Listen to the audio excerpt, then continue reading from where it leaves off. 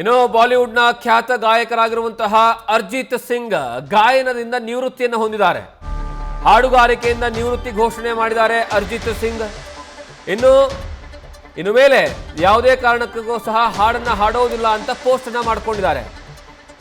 ಕನ್ನಡದಲ್ಲಿ famous song ಇತ್ತಲ್ಲ ನಿನ್ನಿಂದಲೇ ಸಾಂಗ್, ಆ ಕನ್ನಡದಲ್ಲೂ ಸಹ ನಿನ್ನಿಂದಲೇ ಸಾಂಗ್ ಅನ್ನ ನಿನ್ನಿಂದಲೇ ಸಿನಿಮಾದಲ್ಲಿ ಹಾಡನ್ನ ಹಾಡಿದ್ರು ಈ ಅರ್ಜಿತ್. ಈಗ ಅವರು ತಮ್ಮ ಗಾಯನಕ್ಕೆ ವಿದಾಯವನ್ನ ಹೇಳಿದ್ದಾರೆ. ಸ್ವತಃ ಅವರೇ ಪೋಸ್ಟ್ ಮಾಡ್ಕೊಂಡಿದ್ದಾರೆ ಅರ್ಜಿತ್ ಸಿಂಗ್. ನೀವು ಬಾಲಿವುಡ್ನಲ್ಲಿ ಅವರ ಸಾಂಗ್ಗಳಂತಂದ್ರೆ ತುಂಬ ಮೆಲೋಡಿ ಸಾಂಗ್ಗಳು, ದೊಡ್ಡ ಮಟ್ಟದಲ್ಲಿ ಏನಂದರೆ ಯಾವ ಮಟ್ಟಕ್ಕೆ ಅಂತಂದರೆ ಯುವ ಜನತೆ ಅವರ ಸಾಂಗನ್ನು ಕೇಳೋದಕ್ಕೆ ಅವರೆಲ್ಲೇ ಕಾರ್ಯಕ್ರಮವನ್ನು ಕೊಟ್ಟರೂ ಸಹ ಅಲ್ಲಿಗೆ ಹೋಗಿ ಟಿಕೆಟ್ಗಳನ್ನು ಖರೀದಿ ಮಾಡಿ ದೊಡ್ಡ ಮಟ್ಟಕ್ಕೆ ಆ ಸಾಂಗನ್ನು ಕೇಳಿ ಫಿದಾ ಆಗ್ತಾ ಇದ್ರು.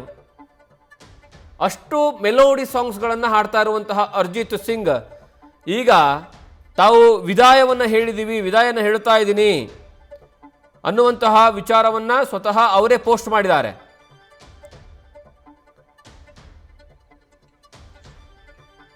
ಇನ್ನು ಈ ಬಗ್ಗೆ ಹೆಚ್ಚಿನ ಮಾಹಿತಿಯನ್ನು ನಮ್ಮ ಪ್ರತಿನಿಧಿ ವಿದ್ಯಶ್ರೀ ಕೊಡ್ತಾರೆ. ವಿದ್ಯಶ್ರೀ, ಒಂದು ಅದ್ಭುತವಾದಂತಹ ಸಾಂಗ್ ಅನ್ನು ಕೇಳಬೇಕು ಅನ್ನುವಂತಹ ಸಂದರ್ಭದಲ್ಲಿ ಈಗ ಭಾರತದ ಸಿಂಗರ್ಸ್ಗಳಲ್ಲಿ ಅರ್ಜಿತ್ ಸಿಂಗು ಸಹ ಪ್ರಮುಖ ಪಾತ್ರದಲ್ಲಿ ನಿಂತ್ಕೋತಾರೆ. ಈಗ ಅವರು ಯಾಕೆ ಏಕಾಏಕಿ ಈ ರೀತಿಯಾದಂತಹ ನಿರ್ಧಾರವನ್ನು ಘೋಷಣೆ ಮಾಡಿದ್ದಾರೆ? ಅವರ ಅಭಿಮಾನಿಗಳ ವಿಚಾರದಲ್ಲಿ ಹೇಳೋದಾದ್ರೆ ದೊಡ್ಡ ಮಟ್ಟದಲ್ಲಿ ಒಂದು ರೀತಿಯಲ್ಲಿ ಬೇಸರ ಇದು. ಖಂಡಿತವಾಗ್ಲೂ ಜಗದೀಶ್, ಅರ್ಜಿತ್ ಸಿಂಗ್ ಅವರ ಈ ನಿರ್ಧಾರ ಎಲ್ಲರನ್ನ ಕೂಡ ಆಘಾತಕ್ಕೆ ತಳ್ಳಿಬಿಟ್ಟಿದೆ. ಬಟ್ ಅರ್ಜಿತ್ ಸಿಂಗ್ ಅವರು ಯಾಕೆ ಪ್ಲೇ ಬ್ಯಾಕ್ ಸಿಂಗಿಂಗ್ ಇಂದ ನಾನು ರಿಟೈರ್ಮೆಂಟ್ ಅನ್ನ ತಗೊಂತಾ ಇದ್ದೀನಿ ಅನ್ನೋದನ್ನ ಎಲ್ಲೂ ಕೂಡ ಅವ್ರು ಹೇಳಿಲ್ಲ, ಕಾರಣಗಳನ್ನ ಅವ್ರು ಕೊಟ್ಟಿಲ್ಲ.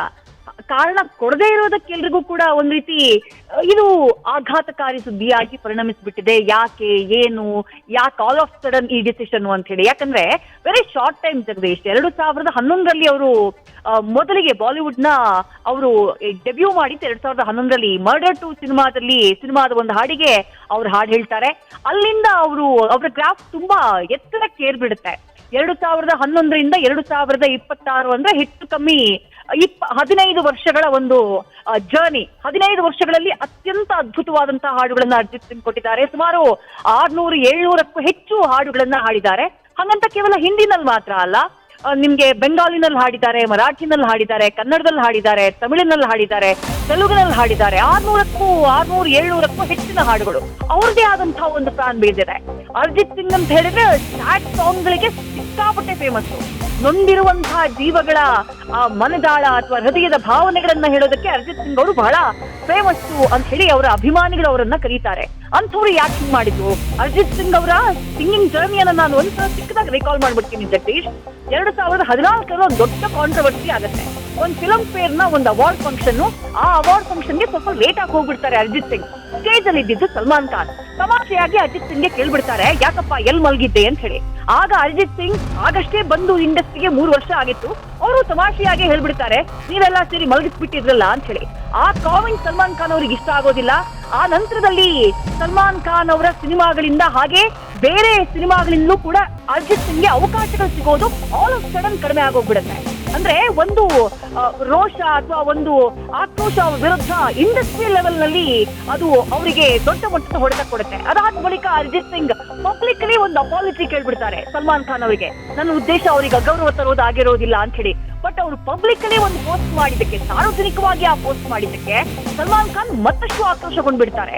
ಪ್ರೈವೇಟ್ ಆಗಿ ಬಂದ್ ಕೇಳಬೇಕಾಗಿತ್ತು, ಯಾಕೆ ಸಾರ್ವಜನಿಕವಾಗಿ ಕೇಳಿ ನನ್ನನ್ನ ಕೆಟ್ಟವನ್ನ ತೋರಿಸ್ಬೇಕಾಗಿತ್ತು ಅವನು ಅಂತ ಹೇಳಿ. ಅದಾದ ನಂತರ ಅವರ ಸುಲ್ತಾನ್ ಮೂವಿನಲ್ಲೂ ಅರ್ಜಿತ್ ಸಿಂಗ್ ಹಾಡ್ಬೇಕಾಗಿರುತ್ತೆ. ಅವ್ರು ಹಾಡಿದ್ದನ್ನ ಬೇರೆ ಸಿಂಗರ್ ಕೈನಲ್ಲಿ ಸಲ್ಮಾನ್ ಖಾನ್ ಹಾಡಿಸ್ಬಿಡ್ತಾರೆ.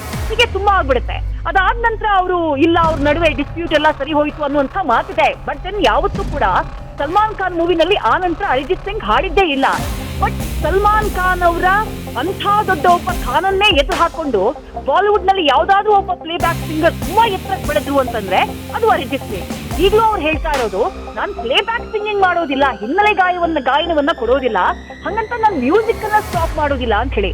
ಅರಿಜಿತ್ ಸಿಂಗ್ ಅವರು ಬರೀ ಒಬ್ಬ ಸಿಂಗರ್ ಮಾತ್ರ ಅಲ್ಲ, ಅವರೊಬ್ಬ ಮ್ಯೂಸಿಕ್ ಕಂಪೋಸರ್ ಕೂಡ ಹೌದು. ಹಂಗಾಗಿ ಅವ್ರು ಬಹಳ ಕ್ಲಾರಿಫೈ ಮಾಡಿದ್ದಾರೆ, ನಾನು ಮ್ಯೂಸಿಕ್ ಕಂಪೋಸ್ ಮಾಡ್ತೀನಿ, ಆದ್ರೆ ಹೊಸ ಪ್ರಾಜೆಕ್ಟ್ ಗಳನ್ನ ನಾನು ಯಾವ್ದು ಕೂಡ ಒಪ್ಕೊಳ್ಳಲ್ಲ ಅಂತ ಹೇಳಿದ್ದಾರೆ.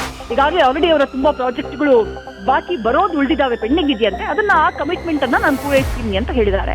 But all of sudden 2 national award winner ಅವರು, ಪದ್ಮಶ್ರೀ ಅವಾರ್ಡ್ ಸಿಕ್ಕಿದೆ ಲಾಸ್ಟ್ ಇಯರ್. ಅಂಥ ಒಬ್ಬ ಅದ್ಭುತವಾದಂತಹ ಸಿಂಗರ್ ಇಂಥ ನಿರ್ಧಾರ, ಅದು ಇಂಥ ಯಂಗ್ ಏಜ್ ಅಲ್ಲಿ ಆಕ್ಚುಲಿ ಎಲ್ರಿಗೂ ಒಂದು ರೀತಿ ಶಾಕಿಂಗ್ ಅಂತಾನೆ ಹೇಳಬಹುದು. ಜಗದೀಶ್, ಥ್ಯಾಂಕ್ ಯು ವಿದ್ಯಾಶ್ರೀ ನಿಮ್ಮೆಲ್ಲ ಮಾಹಿತಿಗಾಗಿ.